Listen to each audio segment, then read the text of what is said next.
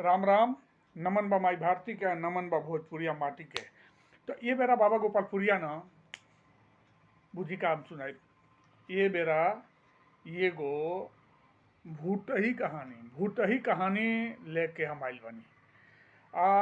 बहुत डरता है ना, बहुत कुछ लोग सुनावेला। ई भूतही कहानी मनोरंजन के रूप में लेले के ताक बा। काहे कि पुरखा पुरनिया के समय के बात ही है, ई सच्चाई है। ई हम जौन अब कहानी सुनावता नहीं अब भूत के, ये ऐसा नहीं है कि मतलब कि ये सुनले बानी वही आदमी की मुँहे सुनले बानी जगह संगे घटल बा। और रउआ जानते बानी कि बहुत पहले जब गांव जवार रहे अपन गाँव में ना, तो जब गांव में जाके रहे तो रोड वोड तो बुझी पक्का सड़क तो बने नहीं, तो आदमी नहर उहर फान के वो कच्चा रास्ते हिंगे तीर से निकल जा। चारों तरफ मुजहानी, तो कहीं बगीचा रहे तो बुझते बानी एकदम डांड में होके आदमी जा दूसरे गाँव में, चाहे बाजारों करे जाए होके तो डांड में पकड़ के जा। तो ये बहुत पहले के बात है। तो अब देर न करत सीधे बाबा गोपालपुरिया ये कहानी पर आ जाता ने। अब देखी मने बराबर बहुत सारा कहानी बा भूत प्रेत के, लेकिन ये जोन कहानी बा इसे हम शुरुआत कर चाहते नहीं। तो हमार जोन गांव बा, हमार गांव गोपलापुर, और वहाँ से लोग पत्थरदेवा बाजार करे जा। तो पत्थरदेवा जोन बा ना बुझी कि 3 किलोमीटर हो, एक कोस होई हमारे गाँव से। लेकिन अब तो बुझी कि पूरा रोड रोड बन गई बा ना, फटाक दे आदमी बाइक पर बैठा था, चाहे कार निकाला था, चाहे कुछ बुजुर्ग लोग बात साइकिल पर बैठेला, मिनटों में चल जाला। पहले वहाँ ना रहे। दादा पर दादा के समय में लोग तिरछे धरिया या सेक्टर पकड़ ले, पतरा पतरा पगडंडी रहे महाराज, डांड में पकड़ के खेते खटानी मुख निकल जा, बगीचा उगीचा होके पत्थरदेवा। तो हम जब पहुंच रही है पत्थरदेवा, हमारा मन पड़ेला तो हम कई बार पैदल जाए के। तो हमारे गाँव के बगल में एगो नदी अथी बा, नहर बा। तो नहर हम पार करब के, नहर पार करके सीधामे की बगल में एगो बाड़ी रहला, बहुत मझिया वाली बाड़ी, हमने कहते हैं बहुत बहन बाड़ी। तो बुझिए अब लोग जानते बानी पैसा खातिर सब लोग काट पीट के बेच ही देता। तो अब वो बाड़ी एकदम शून्य हो गई बा। हम जब अब्बे गए नहीं है गाँव में, वो बाड़ी कहीं लौकत उकत नहीं के, अब पूरा एकदम खाली खाली लौकता वहाँ। हमारे समय में वहाँ ब्लाको बन गई बा जस्ट बगलिया में। तो हमने धरियाई कहेंगे नहर पार करब के जो मझिया वाली बाड़ी बा, मझिया वाली बाड़ी होके ओकरी बाद ब्लाक पड़ी। ब्लाक से फिर आगे निकल के पहुँच जाए के भेली पट्टी के सामने। भेली पट्टी की तनी मनी आगे पत्थरदेवा है, तो वहाँ पढ़ाई करब के हमें जान। तो पत्थरदेवा मैंने बाजार भी लागेला, तरकुलवा का बाजार भी प्रसिद्ध हमारे यहाँ। तरकुलवा ना शनिचर के मंगर के बाजार लागेला, बहुत बहन बाजार लागेला। हम जान के चूंकि ना पत्थरदेवा तनी सीधा पड़ेला, तरकुलवा तनी उल्टा, दोनों ज्यादा दूर नहीं के हुए कह के कोस पर बा। लेकिन अब ज्यादा लोग हमारे यहाँ के ना पत्थरदेवा जाला बाजार करे, रोज रोज 10 20 50 आदमी हमारे गाँव के रुआ के मिल जाये पत्थरदेवा में। तो पत्थरदेवा लोग बाजार करे जा, या तो बहुत पहले के बात हम बताओ तनी। तो ये जो बात यह हमारे गाँव के पंडित जी के है। तो वो पंडित जी का ममहर बा वही गाँव में, पत्थरदेवा में। गाँव नहीं महाराज, कस्बा है। अब तो एगो निक बढ़ गई बा पत्थरदेवा। तो पत्थरदेवा में उनका ममहर रहे पंडित जी के। तो वो बाजार करे गई रहने, अब तिरछे पैदले धरियात, अब इन जवान रहने भागल परात गई रहने। तो जब वो गई ने बुझे कि 10 11 बजे गई ने दिन में, तो पत्थरदेवा में बाजार उजारी कई ने, बाजार उजारी कह के अब चूंकि ममहर रहे तो उनके मामा भेटा गई ने बजरिए में। तो मामा कहने कि बाबू आ तनी घरे जा, घरे चल चला, मामी तार बोलौले बारी, काफ़ी दिन हो गए हाल चाल नहीं मिलत रहा। तो तनी अपनी मामी से भेंट कर, मामी तार बहुत परेशान बारी। तो पंडित जी कहने कि मामा तो चला तब ठीक बा। अब रुआ बुझते बानी जौन एगो प्रेम होला अपनी यहाँ जनते बानी कि अब तो मैंने खैर अब तो हर जगह व्यवसायिकता घुस गई बा। पहले संबंधन के बहुत महत्व दिया, अब भी दिया था, लेकिन अब उतना हम नहीं देखा कि उतना लेवल ओकर बहुत कम हो गई बा महाराज। तो का भइल कि पंडित जी पहुँचने अपनी मामी की यहाँ, मतलब मामा ममहर है वो पत्थरदेवा में बा, पत्थरदेवा में बा उनके ममहर। कहने अब उनके मामी देखली छठा के धरा के बाबू आवा बैठा बैठा बैठा, और कई बार भूजा भरी दहली खाए के अब बतियावे लगल अब हाल चाल घर के ये वो तमाम बात। पत्थरदेवा तो जहाँ पंडित जी तो मामा उमा से भेंट करके चलिए, वो दिन वो कहने बाबू अपनी मामी से भेंट कर लेते हैं आज।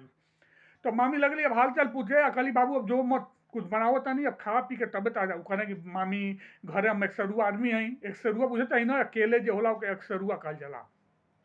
अक्सर आदमी बानी हमके जाए द मामी कहली ना ना अब इतना दिन पाइल बार है ने तू रुक खा पी के जई अब मामी जल्दी जल्दी में कुछ बनौली उनौली घुघनी उगनी बनौली उनौली अब बूझी बातचीत करत में न 4 साढ़े 4 5 बज गए। अब 5 बज गए शाम के हो गए। तो पंडित जी कहने कि मामी अब हमके जाए दो। तो कहली कि नहीं बाबू अब तू खा वो के अब बिहान सवेरे जे कर नहीं मामी देखा का बा कि हमार जौन गाय बिया उ जौन गाय बिया उ एकहर हो गई बिया।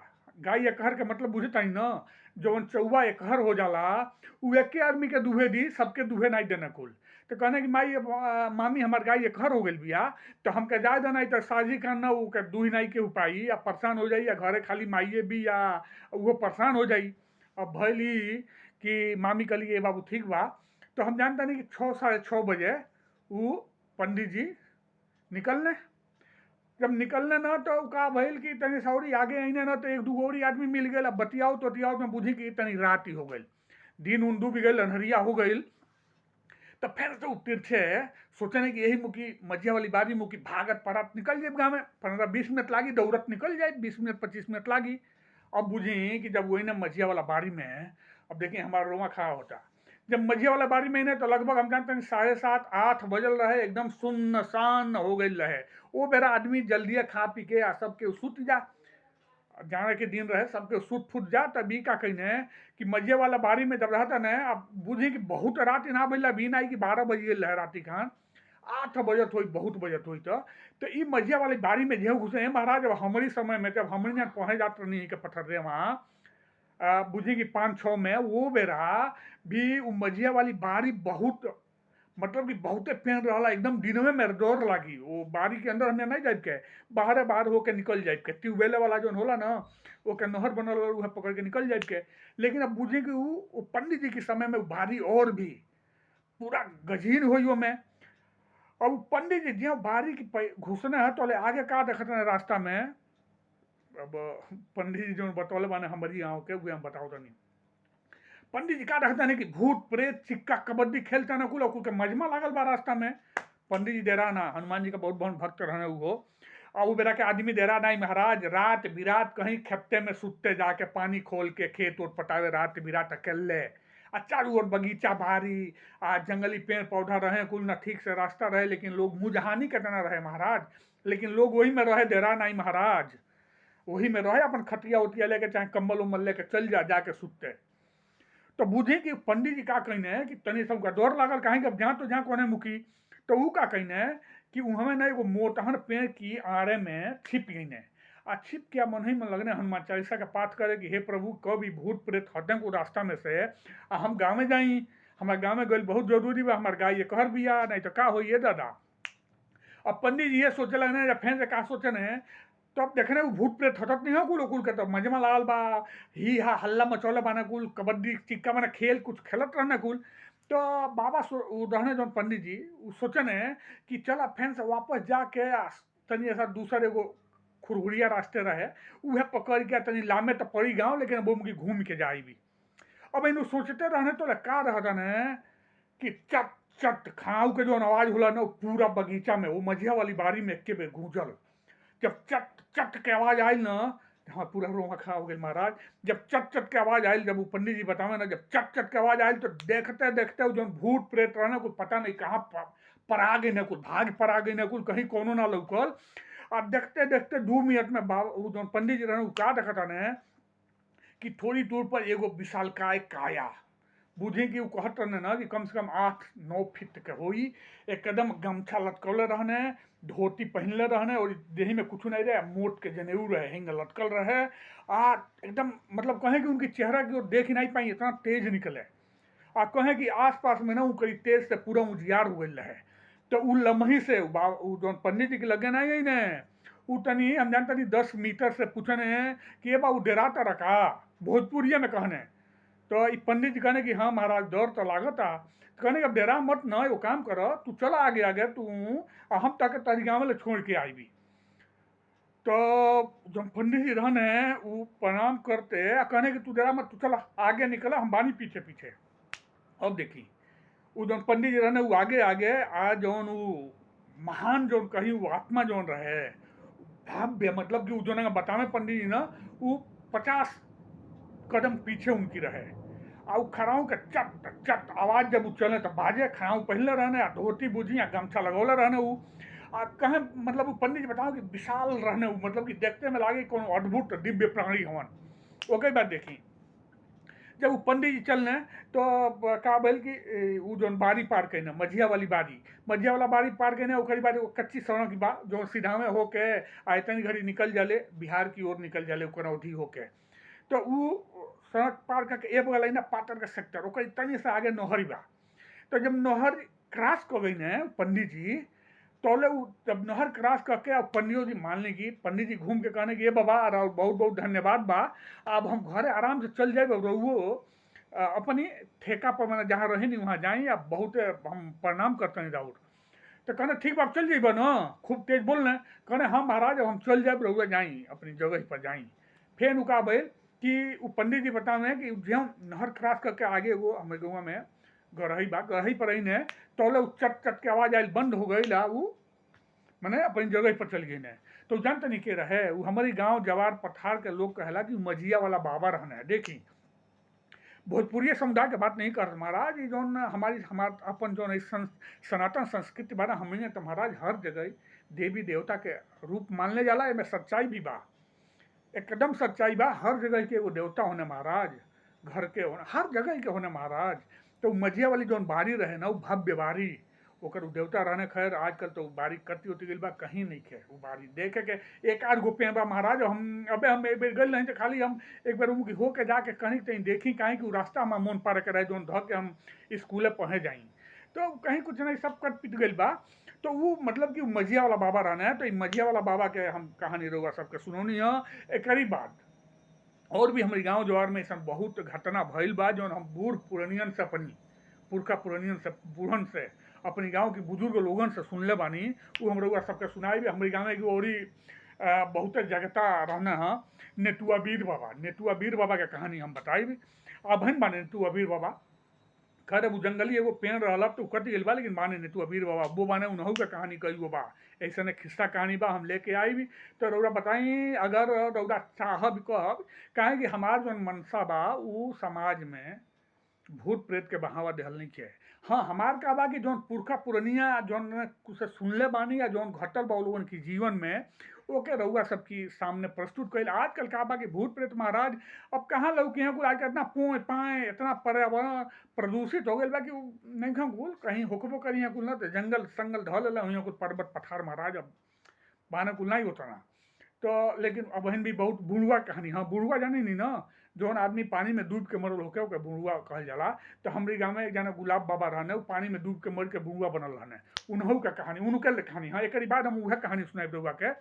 तो ये कहानी के हम फैन से कहब ना हम मतलब कि तर्क वितर्क से परे होके ये आनंद लहले के ताकबा एक ना रहुआ वैज्ञानिक की कसौटी पर मत कसी लेकिन हम फैन से हम तो विज्ञान का चैलेंज कर रही भाई हमारा तो एगो आलेखो बा पर कि विज्ञान हम का मूर्ख तो नहीं के बनाओ तो जो चीज कहेला वो हमारी वेद पुराण में बहुत पहले से लिखल बा महाराज वो सब कुछ लिखल बा।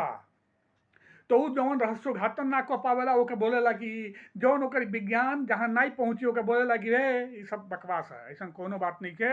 हम सीधे कहनी अगर भगवान का अस्तित्व है तो भूत प्रेतों का क्यों नहीं आत्मा का क्यों नहीं है। तो अब हम ज़्यादा कुछ बोलम ना वीडियो तनी लम्हर हो जाता तो भूत प्रेत के कहानी अब एगो कहानी हम शुरू करबे पर। तो रउरा खैर बताई कि हम का सुधार करी ये मान ली कि 14 मिनट के वीडियो हो गई तो और हम कोशिश करब कि एक 5 से 7 मिनट में कोनो ऐसे चुहलबुल मनोरंजन पूर्ण भोजपुरिया भूत प्रेत गांव के खिस्सा कहानी रउआ सबके सुना दी। अब फैंस रउआ कहब कि अगर वीडियो पसंद आवता अपनी भाषा में बा ना महाराज अपनी माई भाषा में बा पुणे में बैठ के रउआ सबके हम गवई देवरिया के या कुशीनगर के या गोरखपुर के या समझी कि सिवान पकहा बा हमारी बगलिए में पकहा और पकहा क्रॉस करी तो भोरे ओरे आ जाला कटिया आ जाला कटिया ले हम गइल बनी बाजार करे बिहार में बा। तो ये कुल सब बा वो बेरा हम जान का करी के नहर पकड़ के निकल जाई के साइकिलिए से महाराज भोरे ओरे हम सब साइकिल से हम भोरे गइल बनी 52 किलोमीटर बा हमारे घर से। तो केहू मन में नहीं करे वो बेरा हम साइकिल से चल जाई भोरे माई के दर्शन करे ओकरी आगे कहवा थाना वाली भगवती जौन बाड़ी। तो सब ई कुल जो खिस्सा कहानी बा अपनी गाँव जवार का तनी हमारा आदत है कई बार हमारा मुँह के खाए के पड़ेला काहे कि ना अपनी ओर के आदमी पुनः में मिल जाए तो तनी भोजपुरी में बच्चा हुई तो हिंदी में शुरू हो जाइए तनी भाव ना देने बाद में जनिए करे बाबा तो अब कहत नहीं कि जनिए बाबा सरकारी अधिकारी होवन चाहिए, वो तो ओकरी बाद वो मने मिलल जुलल चाहिए, लेकिन हम तीन पहले ही हमारा ही पगड़ी वगड़ी देख के भड़क गई ना, उनसे हम बहुत लामे रहे नहीं, पता ना अभी स्वभाव हमार कैसन बा, अच्छा बा कि ना, लेकिन हम तनी एकदम दूर हो जानी। जे तनी मनी एक कदम दूर भइल चाहला हमसे 4 कदम दूर रहे नहीं, हाँ, लेकिन जे एक कदम संगे ओके संगे 4 कदम संगे चले के सोचे नहीं कि हाँ भाई चले के बा। तो खैर हम अब हाँ भाई करे ताक नहीं के अपनी बात के विराम देता नहीं, हमें कोनो भाइयों नहीं के, सब लोग करेला, एक से एक आदमी पड़ल बा दुनिया में महाराज। तो सबके नमन बा, प्रणाम करता नहीं, या भोजपुरिया माटी के नमन, माई भारती के नमन, और अपनी वीडियो के विराम देता नहीं। हाँ फिर से कहब अगर अच्छा लागता तो लाइक करी, सब्सक्राइब करी, या शेयर करी, या फिर मिलत नहीं अगला वीडियो में एगो बुढ़ुआ के कहानी लेके, बुढ़ुआ के। तब तक खातिर नमस्कार बा, नमस्कार।